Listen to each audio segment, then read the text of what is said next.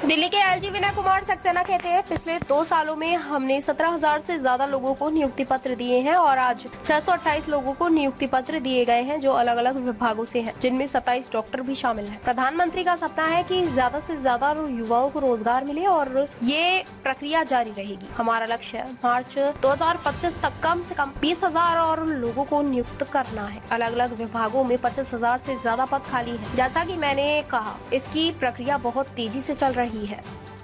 भवन में पिछले 2 सालों में हम लोगों ने करीब 17,000 से ज़्यादा लोगों को अपॉइंटमेंट लेटर्स बांटे हैं और आज 628 लोगों को अपॉइंटमेंट लेटर्स दिए गए हैं जो विभिन्न विभाग के लोग हैं, इसमें 27 डॉक्टर्स भी हैं। ये माननीय प्रधानमंत्री जी का एक सपना है कि हम ज़्यादा से ज़्यादा युवाओं को रोजगार दें और ये सिलसिला हमारा जारी रहेगा।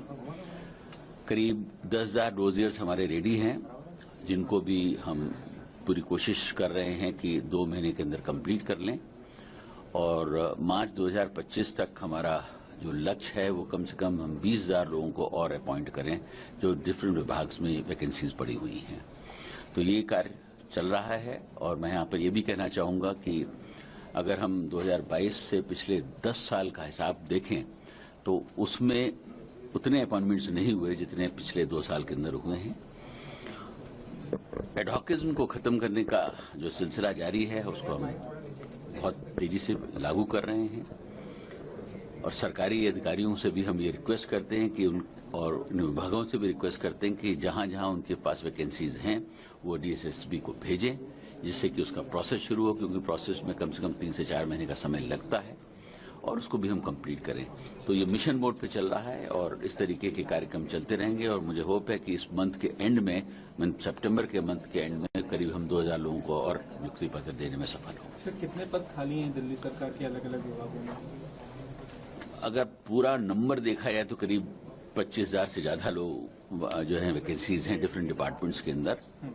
जैसे मैंने कहा कि उसका प्रोसेस बहुत तेजी से चल रहा है। हर विभाग के लिए हम फोकस करके काम कर रहे हैं कि कैसे करें।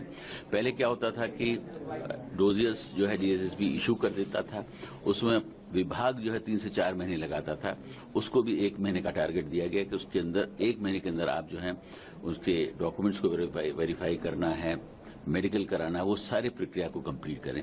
तो प्रोसेसेस को शॉर्ट किया है जिसकी वजह से स्पीड आई है और काम चल रहा है बहुत तेजी से। और मैंने जैसे कहा कि हम इस मंथ एंड में भी करीब 2,000 लोगों को कोशिश कर रहे हैं कि अपॉइंटमेंट लेटर्स। नए कर्मचारियों को आपने काफी सुझाव दिए, आपने उनका उत्साहवर्धन किया, आपने ये भी कहा कि मुझ पर नए आरोप लगते हैं और आरोपों का सम्मान करना सीखें। बिल्कुल सही कहा है। देखिए, आरोप प्रत्यारोप तो जब आप पब्लिक लाइफ में होते हैं लगते हैं, तो उनसे डर नहीं जाना चाहिए और आप अगर सच्चे हैं तो आपको उनसे डरने की जरूरत नहीं और आप आगे बढ़िए और सच्चाई से अपना काम करिए, रिजल्ट्स आपके फेवर में होंगे। एक बात और जिक्र किए थे सर, दिल्ली देश की राजधानी है, अव्वल होना चाहिए, लेकिन क्या कुछ कमियां हैं जो आपने जिक्र किया था दिल्ली में? देखिए, मैं हमेशा से कहता हूं कि दिल्ली देश की राजधानी है और आज प्रधानमंत्री के नेतृत्व में देश की क्या छवि है सभी को मालूम है।